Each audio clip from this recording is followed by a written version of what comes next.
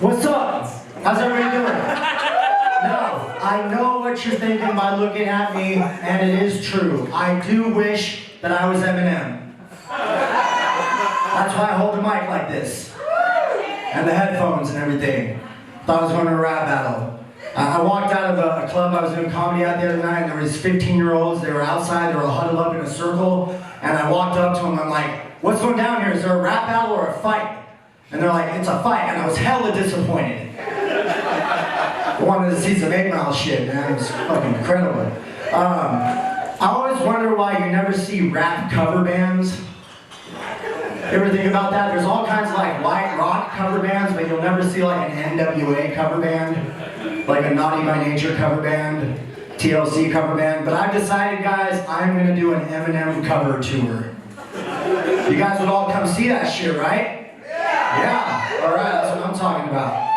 All right, my name is Robert. I'm from Concord, and I always find it funny when I'm giving Concord, right on. I always find it funny when I'm giving directions to somebody who's not from around here, and they say something like, how far is Concord from San Francisco? I'm like, that's not how we pronounce it. We're not that sophisticated. Say it like you've done meth at least a few times. Concord!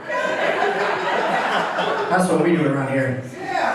So yeah, I did move to Concord from the city when I was in 3rd grade. I was a new kid in class. Teachers introducing me. So your name's Robert. Well, that's interesting. Do you want to be Robert? Do you want to be Rob? Do you want to be Bobby? Do you want to be Bob? And I was 8. My dad's name was Bob. He was my hero at the time. I didn't know what an asshole he was yet. So I decided I wanted to go by Bob in 3rd grade. You guys ever met a 3rd grader named Bob? It didn't go over too well for me. 1991, the most popular show on TV was Full House. I was in 6th grade. Full House starring Bob Saget. So naturally my handle at school was Bob Faggot. There's also your Lorena Bobbitt. Imagine all the shit I got for that one. But you know how like when you're in junior high and kids like to make little rhyme scheming names based on your name? So my name was Bob Keith, my last name is Keith. So the little rhyme scheming name that came up for me was Boob Queef. Boob Queef. It's okay though guys, because I gained a lot of confidence from that shit. I would run home crying to my mom about my handle. She'd say, hey, well one day you're going to be able to laugh at yourself about it, so don't be sad. And here I am at Tommy T's with you motherfuckers. Tell me about my traumatic 11 to 14 or whatever the fuck age you are in junior high. I don't even fucking remember. It was so depressing. But yeah, my name is Robert. I'm the 3rd. Whenever I go and fill out a form somewhere, like at the DMV or the hospital, I got 2 first names, so everybody always has to point that out to me like I don't fucking know. You know what I mean? Or they'll look down at the form and they'll look up at me and be like, Keith is your last name? Like they're asking me if I'm sure. You know what I'm saying? It's like, no, I'm dyslexic. I just got it backwards. You know what I mean?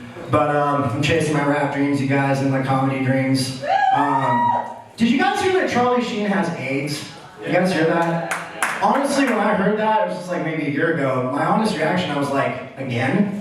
I could have sworn that shit already happened like in the 90s. I was thinking like if you made like a cartoon out of Charlie Sheen's life, he would be the Roadrunner and AIDS would be the Coyote, right? And AIDS has been chasing Charlie Sheen around all these episodes, right?